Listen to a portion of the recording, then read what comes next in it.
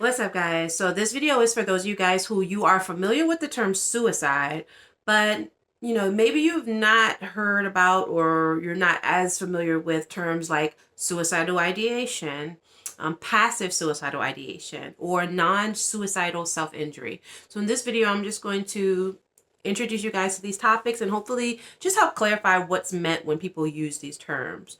So let's start off with just the term suicidal ideation. Suicidal ideation is basically having suicidal thoughts. That is the quick and dirty answer.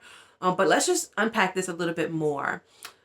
Suicidal ideation or suicidal thoughts, they can really just, when somebody uses this term, they're really just suggesting that, you regularly think about completing a suicide. You regularly are like either romanticizing or fantasizing or dreaming of or thinking of ways to complete a suicide, or the idea of what would life be like if you were no longer here. Okay, so that's suicidal ideation, just the thoughts of um, completing a suicide, or what would happen if you completed a suicide. Okay, and so suicidal ideation can be passive or active. Okay, so passive suicidal ideation or passive suicidal thoughts they're general, and so it might be just like, I wonder what it would be like if I wasn't here, or sometimes I just think about like what would happen if, I completed a suicide. Just they're very general.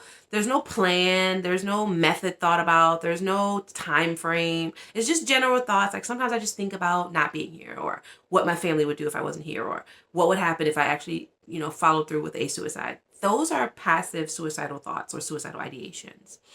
Active suicidal ideation comes into play when those general thoughts start forming into a plan. Like instead of just saying, "Oh, I wonder what it would be like if I wasn't here," which is passive, active suicide would sound like, you know, I wonder what it would be like if I crashed my car, into that brick wall by my job tomorrow. You know what I'm saying? Or if I went and took all of the medications that I have, and just overdosed on them tonight. Or if I used a firearm, or to complete a suicide on my birthday or something. It has a method. There's a time frame. So there's a plan forming. Once a plan starts to form like that, the suicidal ideations or thoughts turn into what we call active suicidal ideation.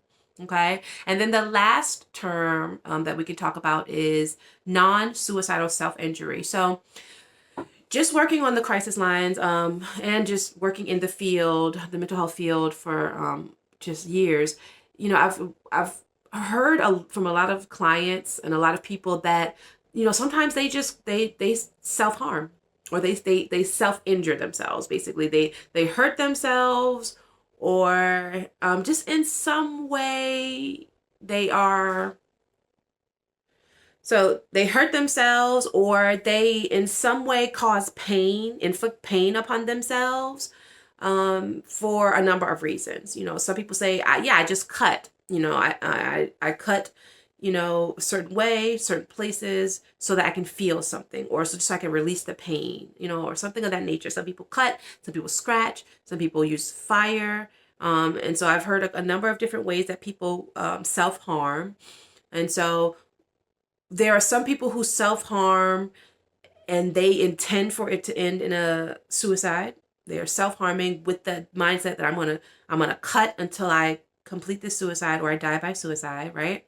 But then there is something called non-suicidal self-injury, where people are cutting or scratching or harming themselves, inflicting pain upon themselves, but not with the intention of killing themselves.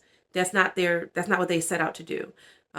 They're just wanting to either cope with some difficult feelings, and that's the way they do it, or they're needing to just feel something, and that's the way they injuring themselves is how they accomplish that.